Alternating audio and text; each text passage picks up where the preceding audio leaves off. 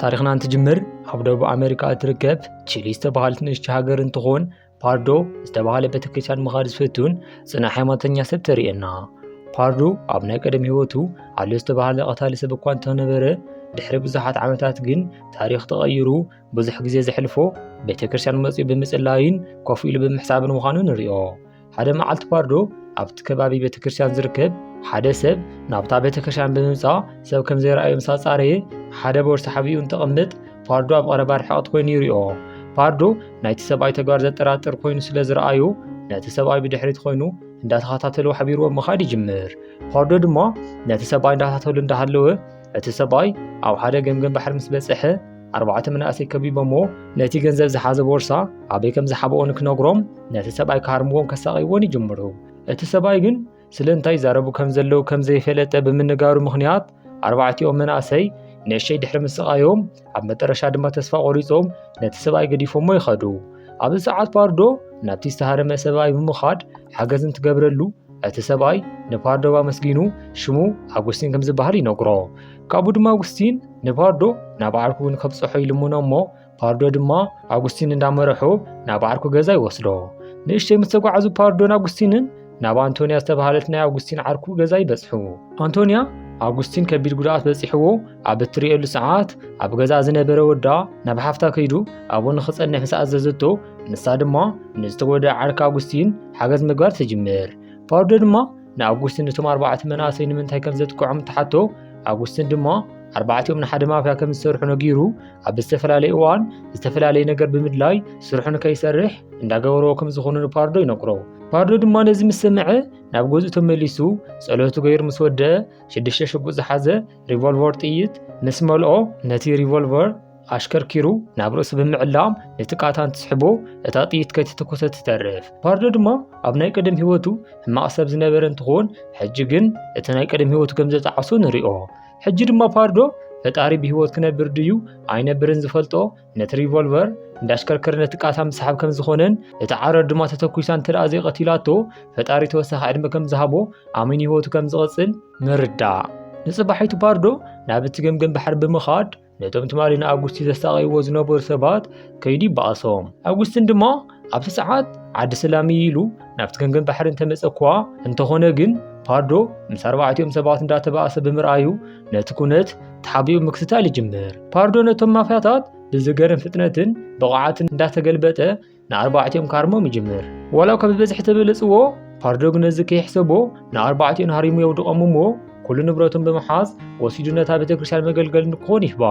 ቀፂሉ ድማ ፓርዶ ናብ አንቶኒያ ገዛ ይኸይድ እሞ ኣብ ምስ በጽሐ አንቶቦይ እቲ በኣስ ብቕዓቱ ዝረኣየ ኣጉስቲን ፓርዶ ካብቶም ካልኦት ክቐትልዎ ዝደልዩ ንክሕልዎ ክልሙኖ ይጅምር። ፓርዶ ንኣጉስቲን ክሕልዎ እንተደኣ ደልዩ ኩሉ ነገር ተሓቂ ንክነግሮ ስለዚ ሓተቶ ኣጉስቲን ድማ ቅድሚ ሒደት መዓልትታት ኣብታ ቤተክርስትያን ዝሓብኦ ብዙሕ ገንዘብ ከም ዝኾነን ኮይኑ ግን እቲ ገንዘብ ካብ ድኻታት ማሕበረሰብ ተሰረቐ ናይ ኣደንዛዥ ሓሺሽ ገንዘብ ምዃኑ ንፓርዶ ይነግሮ። ፓርዶ ድማ ነዚ ምስ ሰምዐ ኣብ ልዕሊኡ ኾነ ኣብ ልዕሊ አንቶኒያ ጉድኣት ንክበጽሖም ከም ዘይገብር ምስ ነገሮ እንተደኣ ሓገዝ ገብረሎም እንተደልዮም እቲ ገንዘብ ንበዓል ዋንኡ ክምልስሉ ከም ዘለዎም ንኣጉስቲን ይነግሮም። በዚ መሰረት ድማ ፓርዶ ንኣጉስቲንን ንኣንቶኒያን ሓደጋ ንከይበጽሖም ብምሕሳብ ብመኪና ናብ ሓደ ዋሻ ክሕብኡ ምስ ገበሮም ንሱ ግን ምንም ከይፈርሐ ናብ ኣደንዛዥ ሓሺሽ መዛወሪ ሰባት ናቦም ይኸይድ። ፓርዶ ናብ ኣደንዛዥ ሓሺሽ መዛወርቲ ምስ ኸደ እቲ ዝጠፍአ ገንዘብ ኣበይ ከም ዘሎ ገሊጹ እንተደኣ ነቲ ገንዘብ ዘለዎ ቦታ ተነጊርዎም እቲ ከባቢ ገዲፎሞ ክኸዱ ከም ዘለዎም ንኣደንዛዥ ሓሺሽ መዛወሪ ሓላፊ ዝኾነ ንፒና ይነግሮ። ፒና ነዚ ምስ ሰምዐ ብናይ ፓርዶ ሓሳብ ስለ ዝተሰማምዐ ፓርዶ ድማ እቲ ገንዘብ ኣብ ቤተክርስትያን ከም ዘቐመጦ ይነግሮ።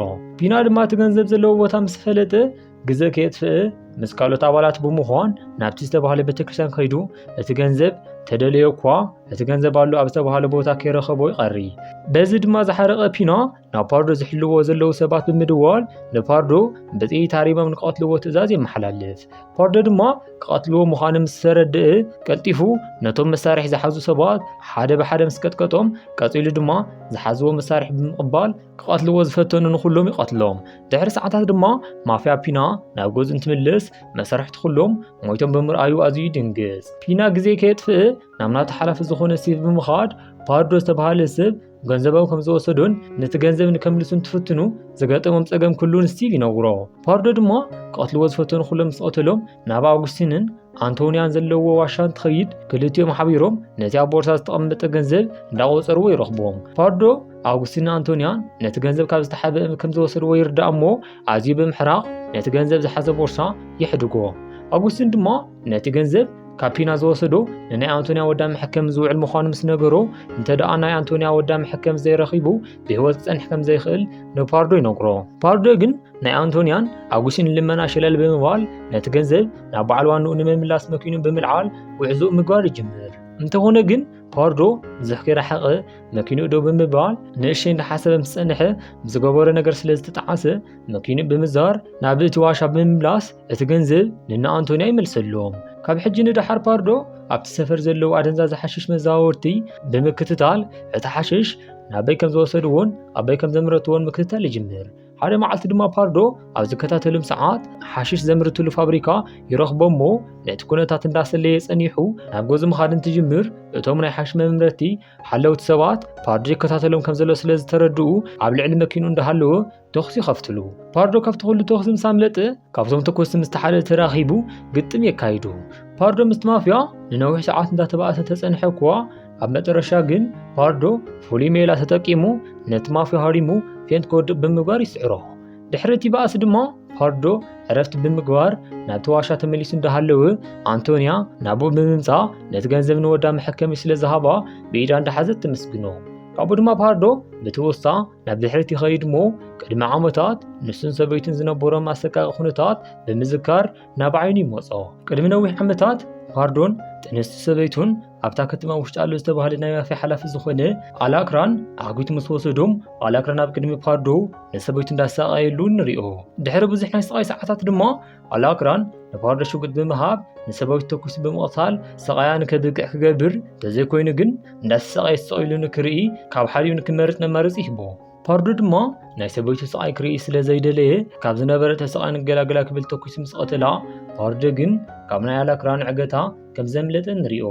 ታሪክና ድማ ናብ ሕጂ መሊሳ ፓርዶ ኣብ ከተማ ዘሎ ናይ ሓሽሽ ዝውውር ካብ ስሩ ንምምሓው ኣደንዛዥ ሓሽሽ ናብ ዝምረተሉ ቦታ መኪንኡ እንዳገነሕ ብምኻድ ኣብቲ ዋሻ ውሽጢ ድማ ምስ አንቶኒያ ተሓቢኡ ዝነበረ አውጉስቲን ድማ ንአንቶኒያ ሰብ ስለ ዘይፈልጣ ነቲ ገንዘብ እውን ንሱ ስለ ዝሰረቆ አንቶኒያ ሰላማዊ ህይወት ክትነብር ገዲፍዋ ንሱ ግን ብጀልባ ገይሩ ንምምላጥ ምድላዋት ይገብር። ካብኡ ድማ አውጉስቲን ናይ መሐንበሲ ክዳን ገይሩ ኣብቲ ባሕሪ እንዳሓመሰ ይጸንሕ እሞ ናይ ኣላክራን ዝኾነ ጀልባ ረኺቡ ናብ ልዕሊኣ ወፅእ። እንተኾነ ግን ናይ ኣላክራን ሰባት አውጉስቲን ናብታ ጀልባ እንትድይብ ሪኦሞ መጥቃዕቲ ክፍጽሙሉ እንትብሉ አውጉስቲን ብፍርሒ ናብቲ ባሕሪ ብምምላስ እንዳሓንበሰ ናብቲ ዋሻ ይምለስ። አውጉስቲን ድማ ኣብቲ ዋሻ እንትበጽሕ ፈጺሙ ብዘይተጸበየ መልክዑ ኣላክራን ዝተባሃለ ናይ ከተማኡ ማፍያ እንዳተጸበየ ይረኽቦ።